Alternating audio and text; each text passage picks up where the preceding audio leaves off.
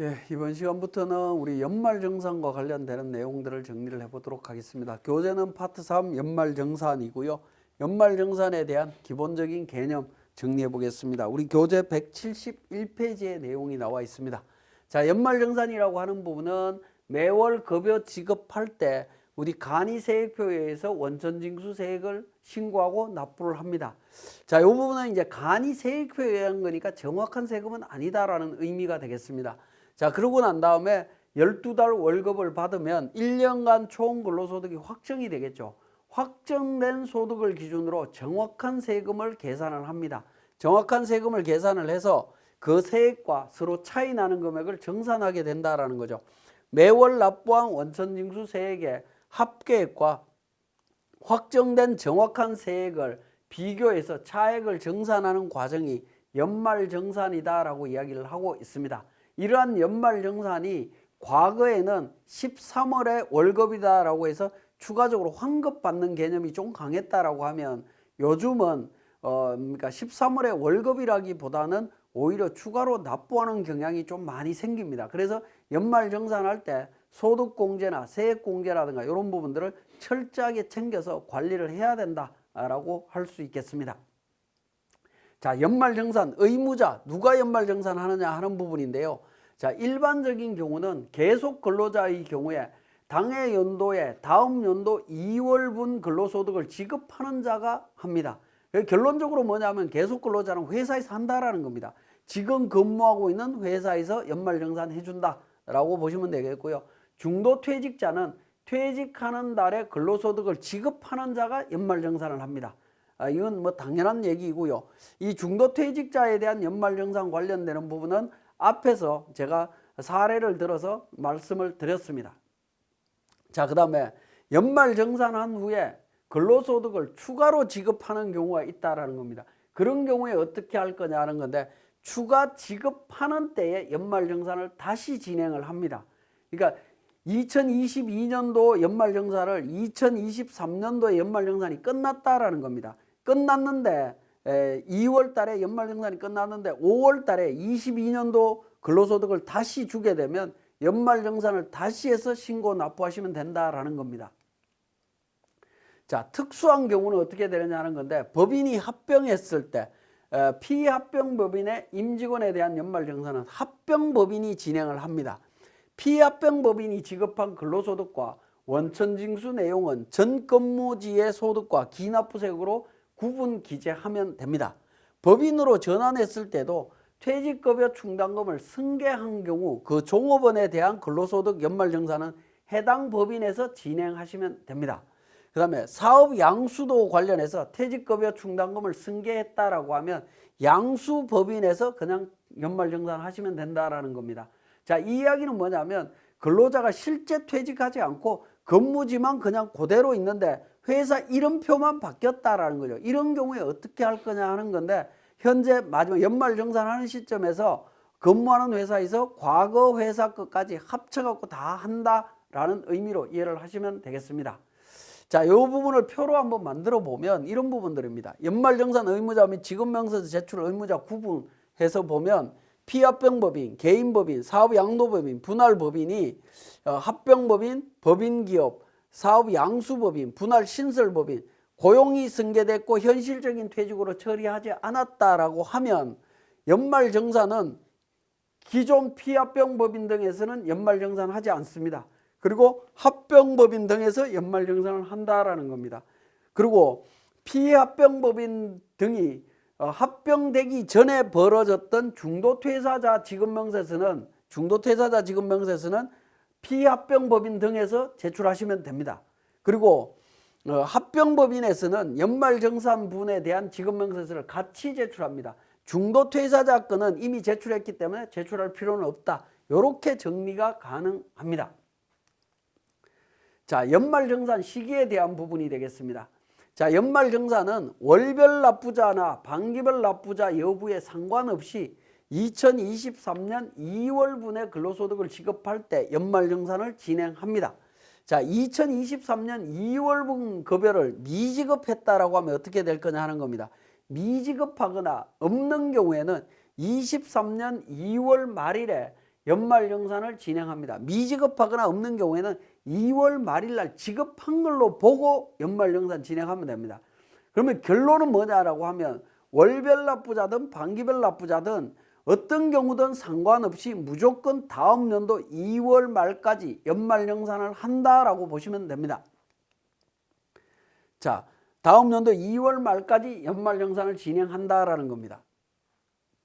중도퇴직자의 연말정산 부분이 되겠습니다. 자, 중도퇴직자는 2022년도에 중도퇴직한 자는 하는 달에 근로소득을 지급할 때 연말정산을 합니다. 퇴사 시까지 발생한 특별공제, 특별세액공제 가능하다라는 거고요. 미공제 시에 다음 해 5월 종합소득세 과세표준 확정 신고해서 추가 공제 가능합니다. 자, 2023년 1월부터 2023년 2월 말 사이에 퇴직했다. 즉 뭐냐면 2022년도 연말정산 진행하는 와중에 퇴직하면 이 사람에 대한 연말정산이라든가 이런 거 어떻게 할 거냐 하는 문제입니다.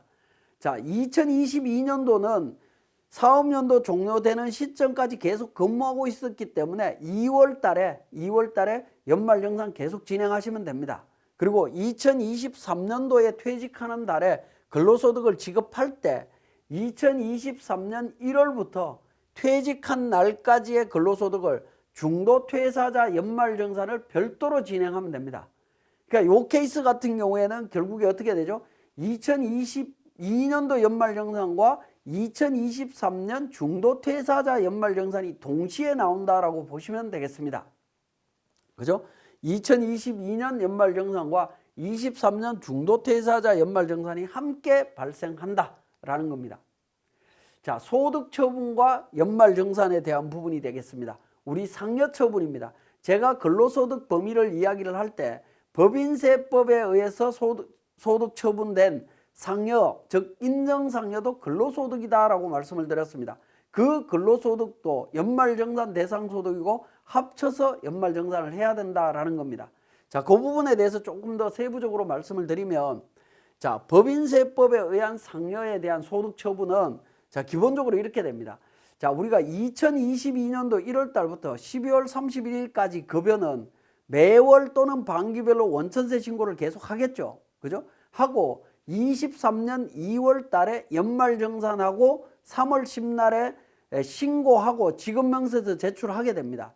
그래서 23년 3월 10일이 되면 22년도 원천세에 관련되는 급여 관련되는 신고 업무는 모두 종료돼 버립니다. 종료되고 난 이후에 22년도 귀속 법인세에 대한 신고를 하게 됩니다.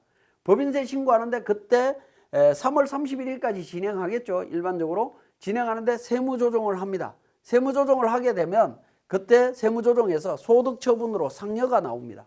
상여처분이 나오는데 그 상여처분은 그 직원의 인정상여고 근로소득이 됩니다. 근로소득이 되는 거고요. 이 근로소득은 추가 지급 근로소득과 동일한 개념이다라고 보시면 됩니다. 동일한 개념이기 때문에 연말정산 어떻게 할 거냐 다시 한번 보셔야 됩니다. 보시면 자, 이때 상여처분된 이 근로소득은 귀속 시기가 언제냐? 세무조정 대상 연도다라는 겁니다. 22년도 귀속분이라는 겁니다. 근데 어떻게 돼 있죠? 22년 귀속분에 대한 연말정산이 이미 다 끝나버렸죠. 끝났는데 22년도 근로소득이 새로 나왔습니다. 어떻게 해야 되겠습니까? 당연히 연말정산 다시 해서 신고해야 됩니다. 근데 이게 수정신고냐 아니냐라는 겁니다. 수정신고가 되려면 연말정산할 때 근로소득이 있던 걸 내가 누락을 해야 되는 건데 연말정산하는 2023년 2월 달에는 상여처분에 대한 소득을 알 길이 없었다라는 겁니다. 그죠? 알 길이 없었기 때문에 연말정산은 연말정산대로 정상적으로 제대로 이루어졌고요. 그 뒤에 추가 소득이 생겼으면 연말정산을 다시 해갖고 신고서 만들어서 다시 신고하시면 됩니다. 그때 수정신고가 아니라 정상신고로 신고가 이루어진다라는 겁니다. 그죠? 자, 그러면 귀속 연도는 이해를 했고 지급은 언제 한 걸로 보느냐? 상여처분은 실제 지급되지는 않습니다. 실제 지급되지는 않지만 지급된 걸로 봅니다. 언제? 법인세 신고일에 지급된 걸로 봅니다. 23년 3월 달에 지급한 걸로 봅니다. 그러면 3월 달에 지급했기 때문에 원천세 신고 언제까지 해야 되죠? 다음 달 10일까지, 4월 10일까지 신고 납부한다라는 겁니다. 자, 요 내용을 좀 더 구체적으로 한번 보면, 자, 상황별 인정상여 지급 시기 및 귀속 연월과 관련되는 부분이 되겠습니다. 자, 상여 처분이 일어나는 부분에 있어서 원천징수 시기는 세무조사를 받았다라고 하면 소득금액 변동통지서를 받은 날입니다.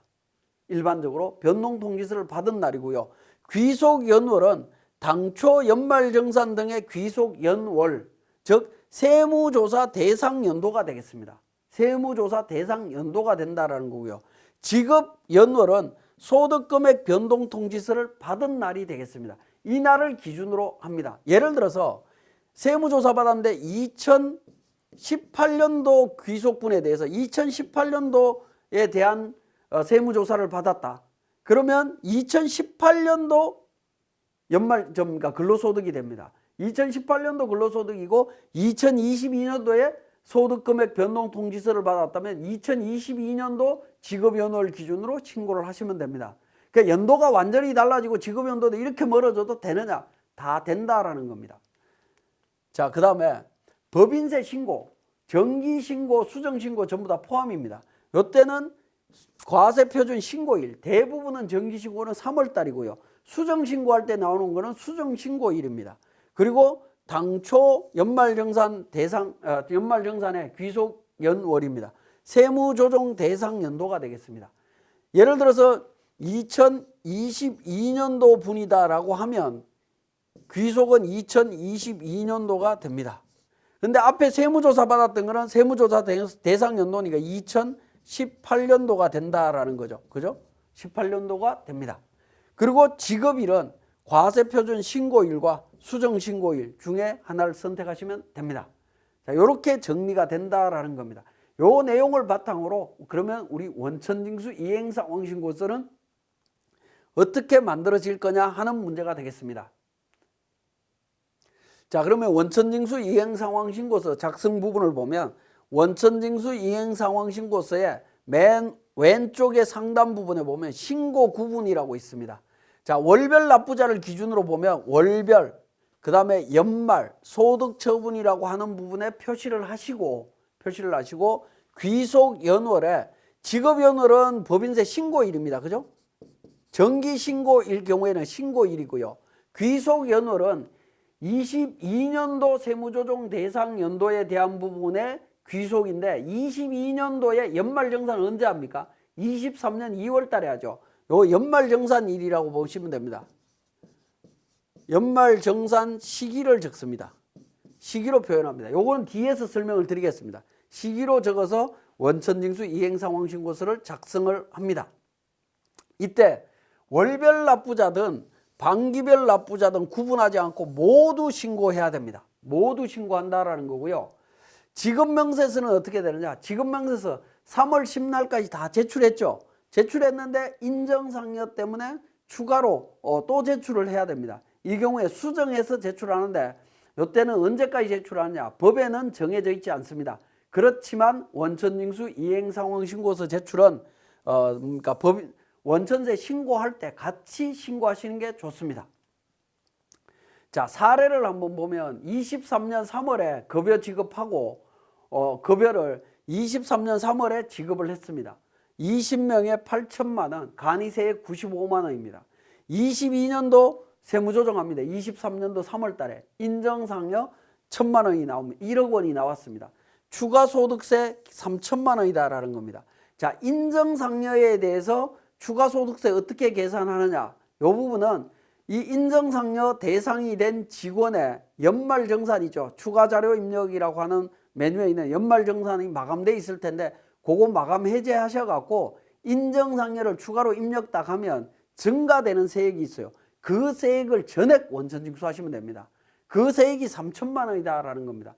요 가정하에 원천징수 이행상황신고서 작성해보면 정기신고분 매월 납부자라고 가정하면 매월, 그죠?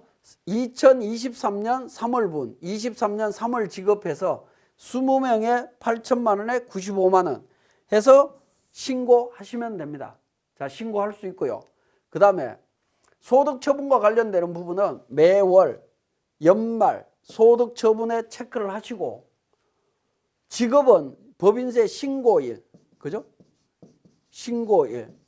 귀속은 세무조정 대상 연도의 연말정산 시기, 그죠? 연말정산 시기. 정산 시기로 해서 등록합니다. 등록하고 연말정산란에 1명 1억 원에 3천만 원 해서 신고하시면 됩니다. 자, 이렇게 신고하면 4월 10날까지 신고해야 되는 원천징수 이행상황신고서 몇 장이죠? 2장입니다. 제가 앞에서 설명드릴 때 원천징수 이행상황신고서 몇 장 신고한다 라고 했던 부분 말씀드린 적이 있습니다. 한 장이 일반적입니다. 매월 신고할 때 한 장이 일반적인데 한 달에 2장, 석 장, 여러 장 나올 수 있다라는 겁니다. 소득 처분이 생기면 무조건 여러 장 나옵니다. 자, 귀속 연월 중에 22년 2월, 1월이라고 이렇게 표현되는 이 부분은 어떤 의미냐라는 겁니다. 이 부분 어떤 의미냐라는 건데, 자, 22년도 2월분 원천징수 대상 소득과 관련되는 세액입니다. 그죠? 당연한 거고요. 그 다음에 전년도인 21년도 근로소득에 대한 연말정산소득과 세액입니다. 그러니까 우리가 정상적인 연말정산을 할 때 보면 당해연도 근로소득 간이세액에 의한 근로소득과 직전연도 총급여에 대한 연말정산 내용이 같이 나오죠. 그죠? 같이 나옵니다. 그래서 연말정산 시기에는 당해연도소득과 직전연도소득이 같이 나오게 되고요. 연말정산란에 들어가게 되면 귀속연월의 직전연도가 귀속시기다라고 국세청에서 인식을 합니다. 그래서 귀속연월을 이렇게 적습니다. 자, 소득처분에 따른 신고는 각각 별지로 2장에 걸쳐서 신고한다라는 겁니다. 수정신고가 아니다라는 거 다시 한번 강조드리고요. 자, 법인세법에 의한 소득처분이 있는 경우에 반기별 납부자도 매월 납부자하고 동일하게 신고한다. 언제까지? 다음 달 10일까지. 자, 소득처분으로 인해서 증가되는 금액은 당초 신고수를 수정하는 것이 아니다라는 겁니다. 그렇기 때문에 소득처분 금액과 추가정산세액만 원천징수 이행상황신고서에 기재해서 신고하시면 됩니다.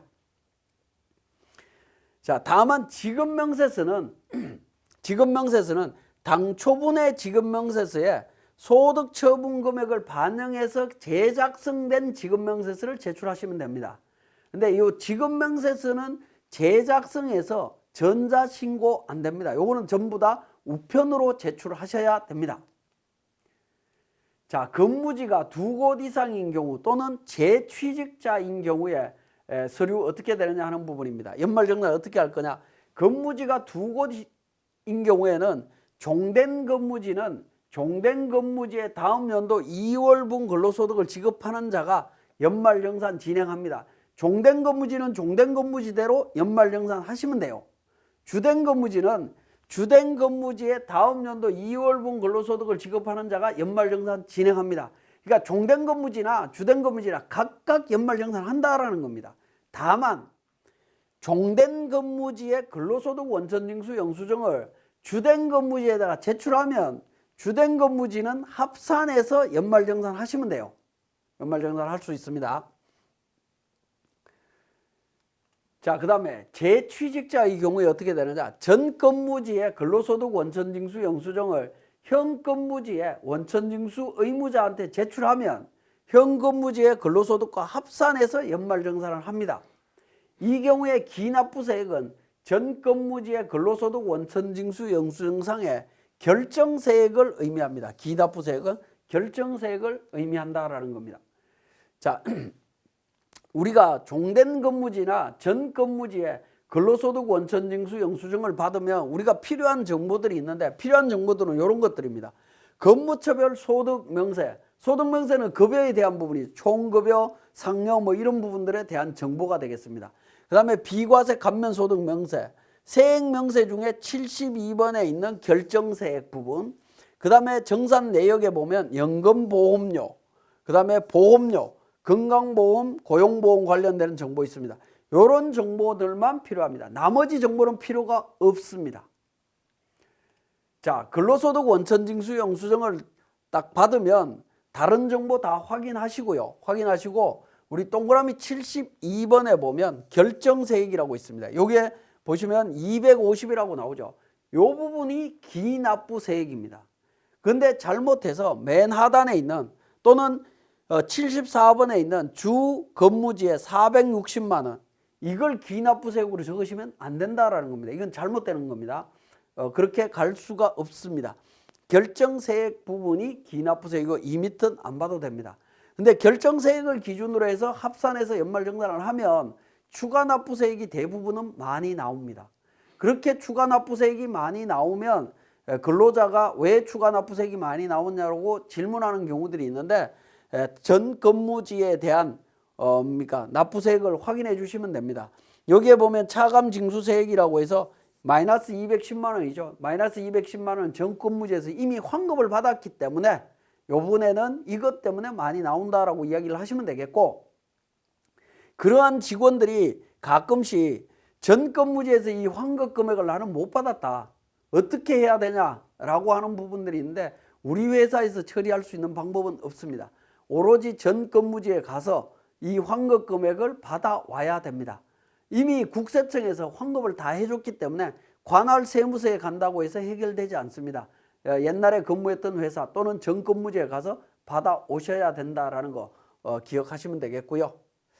자, 전 근무지의 근로소득 원천징수 영수증을 미제출하면 어떻게 되느냐라는 겁니다. 전 근무지나 종된 근무지나 원천징수 영수증 달라고 하는데 제출 안 하는 경우입니다. 제출 안 하면 지금 현재 있는 근무지의 근로소득으로만 연말정산 하시면 됩니다. 연말정산 하시고요. 미제출한 근로자는 종합소득세 신고할 때 본인이 직접 종합소득세 신고 납부를 합니다. 합산해서 신고 납부할 겁니다. 왜냐하면 국세청에서 합산 신고되지 않은 근로소득이 있으면 합산 신고하라고 안내문이 다 가요. 그러면 합산해서 정리를 할 겁니다. 그러니까 우리는 신경 안 써도 된다라고 보시면 됩니다. 자, 그러면 지금까지 설명드린 내용을 통해서 우리 세무사랑 프로에서 다시 정리하겠습니다. 자, 우리 교재 174페이지에 인정상여 원천징수 이행상황신고서 작성 방법에 대한 사례 앞에서 제가 설명을 드렸습니다만 우리 세무사랑 프로에서 구체적으로 어떻게 진행되는지 한번 보도록 하겠습니다. 자, 2022년도 법인 세무조정할 때 법인조정 메뉴에서 우리 소득 및 과세 표준 쪽에 가면 소득금액 조정 합계표가 있을 겁니다. 이 소득금액 조정 합계표에 인정이자 1억 원 상여 처분이 일어났다라는 거죠. 이렇게 상여 처분해서 법인세 신고했을 거고요. 그 다음에 소득자료명세에 가게 되면 인정상여 1억 원에 그죠? 1억 원에 연말정산했고 원천징수 원래 원천징수 대상 소득은 원천징수 소득세는 제로로 하시면 됩니다. 그리고 원천징수 일자 그 다음에 소득자 관련되는 정보 이렇게 등록을 해주시면 됩니다. 이렇게 법인세 신고됐을 거고 이 상여 처분이 3월 달에 발생을 하게 될 겁니다. 3월 달에 우리 법인세 신고했을 거고요. 그러면 인사급여 쪽은 작업 연도를 2023년도로 변경해서 처리를 합니다. 자, 3월 달 급여에 대한 부분 인사급여에서 3월 달 급여 처리했겠죠. 급여 대장에 입력을 했을 거고 우리는 원천징수 이행상황신고서를 작성합니다. 총 8명에 95만 원이네요. 20명에 8천만 원 95만 원입니다. 자, 2023년 3월 달 귀속에 3월 달 지급으로 해서 처리를 합니다. 그러면 8천만 원 95만 원 이렇게 작성해서 마감해서 신고하시면 되겠고요. 그 다음에 연말정산부이죠. 소득처분부는 귀속을 2월 달로 합니다. 2월 달은 2022년 귀속분에 대한 연말정산을 2월 달에 했기 때문에 귀속으로 갑니다. 그리고 지급은 법인세 신고인 3월 달로 가서 처리를 합니다. 처리를 하게 되면 연말정산에 이 부분은 자동으로 반영되지 않고요. 직접 입력하셔야 됩니다. 한 명 1억 원 3천만 원, 납입금액, 납부금액 3천만 원에서 이렇게 원천징수 이행상황신고서를 마감하시면 되겠습니다. 자, 이 부분은 매월 납부자인 경우도 마찬가지고요. 반기별 납부자도 마찬가지로 처리를 하셔야 됩니다. 처리를 하셔야 되는데 제가 마감 취소하고 다시 작성을 해보도록 하겠습니다. 자, 3월 달로 해서 저장된 데이터 안 불러옵니다. 안 불러오고 하게 되면 귀속 기간하고 지급 기간에 지급된 내용이 없기 때문에 우리는 추가로 입력하시면 돼요. 그럼 신고 구분은 지금 매월로만 되어 있습니다. 연말정산에 한 명에 1억 원이었죠. 그죠? 한 명 1억 딱 집어넣으니까 어떻게 되죠? 입력하니까 연말에 체크가 됐죠. 신고 구분에. 그리고 세액은 3천만 원이다라는 겁니다. 3천만 원, 납부 금액 3천만 원. 이렇게 표시하신 다음에 마감해서 신고하시면 되는데, 이 상태에서 마감하시게 되면 신고하시게 되면 가산세 문제가 나타납니다. 가산세 문제가 나타나게 되는데, 이 경우에는 우리 소득 처분이라고 하는 부분 있죠. 여기에 체크 표시를 하셔야 됩니다. 요 관련되는 부분이 소득 처분과 관련되는 부분이기 때문에 체크를 하셔야 됩니다. 소득 처분과 신고 구분에 있는 소득 처분은 자동으로 체크되지 않는다라는 겁니다. 이렇게 해서 마감하시고 신고서를 제출하시면 됩니다. 그래서 원천 관련해서 전자신고를 하게 되면 3월 달로 해서 회사 전체 코드로 해서 조회를 하게 되면 한라산과 관련되는 부분 관련되는 3천만 원, 95만 원 관련되는 정보를 확인하실 수 있습니다. 제가 한라산 관련해서 121번도 만들어 놓고 뭐 여러 군데 만들어 놓다 보니까 같이 떴는데요. 자, 내용이 있는데 어쨌든 이렇게 같은 월에 두 신고서가 만들어진다라는 겁니다. 이렇게 해서 신고할 수 있다라는 거 기억을 하시면 되겠고, 자, 1억 원에 대해서 인정상여 1억이 생겼을 때 추가 납부세액 3천만 원 어떻게 계산하느냐 하는 부분입니다. 자, 그 부분은 22년도 귀속이었죠. 그래서 인사급여 자급 연도를 22년도로 수정을 해서 연말정산 추가자료 입력으로 갑니다. 연말정산 추가자료 입력으로 가면 우리 백두산 직원이 있는데요. 백두산 직원에 대한 연말정산 추가자료 입력으로 가서 확인을 하시는데, 소득명세에 가서 보면 요 과세 대상 추가라고 있습니다. 추가라고 있고 인정상여 추가라고 있는데요. 자, 요 부분이 노란색으로 되어 있을 겁니다. 노란색으로 되어 있는 부분에다가 클릭하시면 인정상여 추가라고 해서 1억 원을 이렇게 입력해서 처리를 하시면 됩니다. 입력해서 처리하면 연말정산 입력란으로 가게 되면 증가되는 세액이 있습니다. 증가되는 세액이 대략 한 3천만 원 정도 증가가 될 텐데요. 그 3천만 원 금액을 찾아서 원천 징수하시면 된다라는 겁니다. 자, 그리고 우리 교재의 180페이지에 전 근무지 근로소득 원천 징수 영수증 관련되는 부분 받았을 때 봐야 되는 내용들이 나와 있습니다. 이 부분은 앞에서 제가 PPT로 설명드릴 때 결정세액 부분만 설명을 드렸는데, 봐야 되는 내용을 우리가 페이지가 두 군데가 있는데요. 거기에 근무처별 소득 명세, 비과세, 결정세액하고 그 다음에 181페이지에 연금보험료와 보험료 관련되는 부분이 있습니다. 자, 국민연금하고 보험료 관련되는 정보만 확인하시면 됩니다. 나머지 정보들은 우리 회사에 제출되는 서류를 바탕으로 연말정산 때 추가자료 입력에 하나하나 새롭게 반영해 주시면 된다라는 겁니다. 자, 이번 시간은 여기서 마치겠습니다.